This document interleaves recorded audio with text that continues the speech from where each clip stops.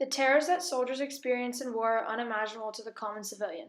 The images of the deaths of their close comrades and the destruction of whole villages at a time are burned into their minds and replayed through their nightmares. The feeling of adrenaline rushing through their blood is the only thing they've known for months. Every sense is sharpened, noticing the slightest sound, movement, or smell, triggering the fearless reaction to protect others before themselves. Their emotions are corrupted from each heroic death of a friend, and a rough wall is formed to protect them from the simple feelings of loss and pain when they return. Returning home from the Iraq War was an unimaginably difficult adjustment for a soldier. Although there is lots of awareness and treatment therapy for soldiers, nothing can take away the horrific memories they've experienced. Different from the Vietnam War, soldiers were welcomed home with praise, love, and open arms when returning home from the Iraq War. But it was still difficult for soldiers to adjust to life with their families again. In the Vietnam War, it was very difficult for soldiers to come home because of the hatred the civilians felt towards them. But in the Iraq War, soldiers were celebrated for their heroic actions and brave missions, but this doesn't mean that the transition wasn't just as difficult. As troops were slowly returning home, families had to adjust to life with their loved one once again, after many months without them. Their families' lives had continued and often changed without them, and that is a very difficult thing for an emotionally damaged person to be thrown into. Keith Allen, the author of an article about the difficulties soldiers face when returning home, interviewed the soldier Arcote about his experience.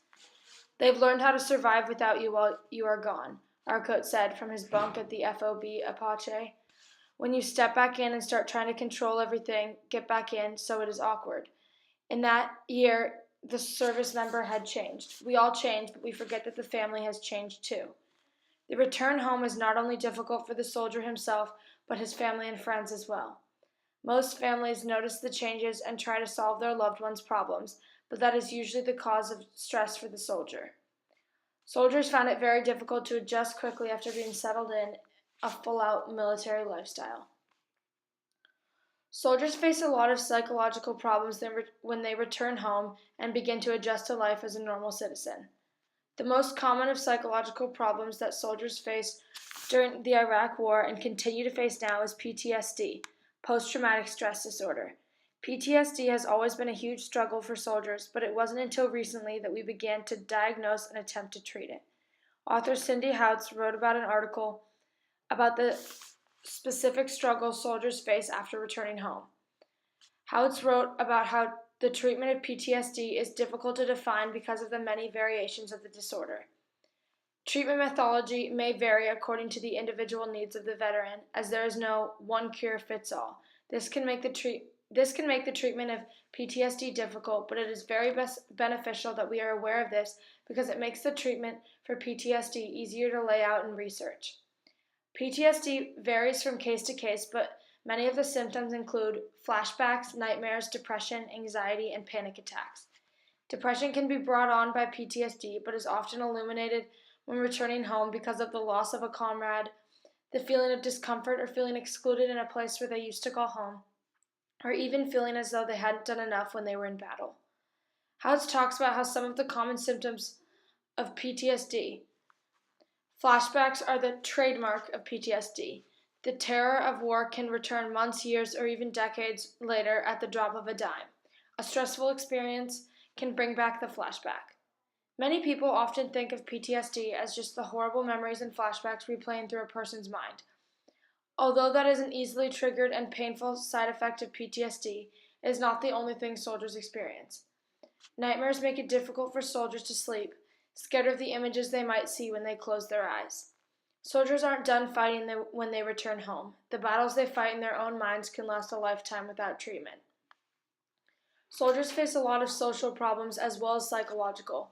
When they return home and begin trying to return to life as it was before, some of the social problems they faced and still face are the inability to talk and connect with normal citizens, hypervigilance, and the acceptance and integration into their normal routine. The ability to connect with other people is something easily forgotten when wrapped in the ties of war. Cindy Houts poses a good point when explaining that the idea of losing the ability of proper human interaction. Only those who have been there, done that, truly understand with empathetic hearts what the soldier has been through, as civilians sleeping in our comfortable beds rather than lumpy cots with stable roofs, not wooden barracks, and sleeping to the sound of crickets over gunshots and screams. It is impossible for us to understand what these soldiers have experienced in battle. We cannot relate to them, and the expectation that they will come home the exact way they left is unrealistic and unfair. The inability to interact with people inevitably results in a difficult time integrating into regular routine. Hypervigilance is an enhanced state of sensory sensitivity accompanied by an exaggerated intensity of behaviors whose purpose is to detect threat. For a soldier, this means that their senses are working overload, as they have been trained to do during battle. Their minds are thinking to the extremes, which is necessary during warfare. In her article, House talks about how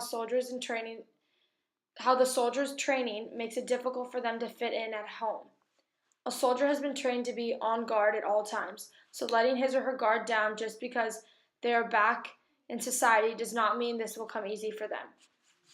Things like ticking or fireworks can remind them of warfare and result in a violent or sudden reaction only appropriate in a war situation. And for the people around them who don't understand their thought process and what they are going through in their heads, this is shocking and often frightening to be around. But there isn't anything family or friends can really do to end this besides support them and get them the proper treatment their loved one needs to feel comfortable again. After the times of the World Wars, the times of the Cold War and the Vietnam War, doctors and scientists had plentiful data about and experience working with soldiers with PTSD and other post-war conditions, but they were unable to diagnose and treat it.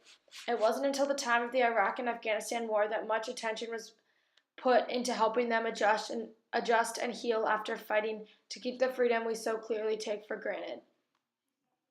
During the Iraq War, there were many organizations that worked to support soldiers after they came home physically and emotionally.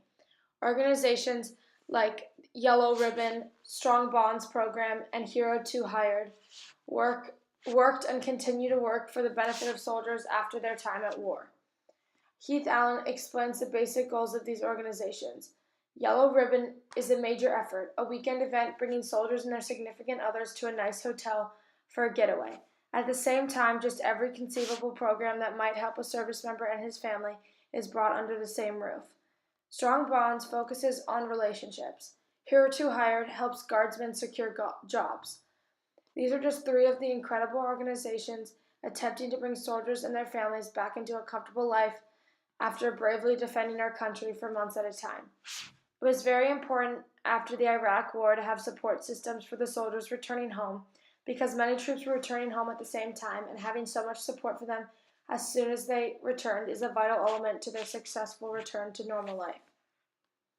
Returning home from the Iraq War is an unimaginably difficult adjustment for the soldiers. There's lots of awareness and treatment therapy for soldiers, but nothing can take away the horrific memories they've experienced. The psychological damage they endured during their time in the fields makes it difficult for them to blend with society once they returned home. Social skills had to be mended in order to integrate into a normal routine of a citizen. The training they've endured to survive in a war is etched in their brains. It is very difficult for soldiers to get rid of all these adjustments they have made for themselves. Because of how recent the war in Iraq was, the treatment for PTSD is much more sophisticated and easily accessible for soldiers. When returning home from the Iraq War, there were loving families and friends, as well as many organizations eager to support their soldiers in any way.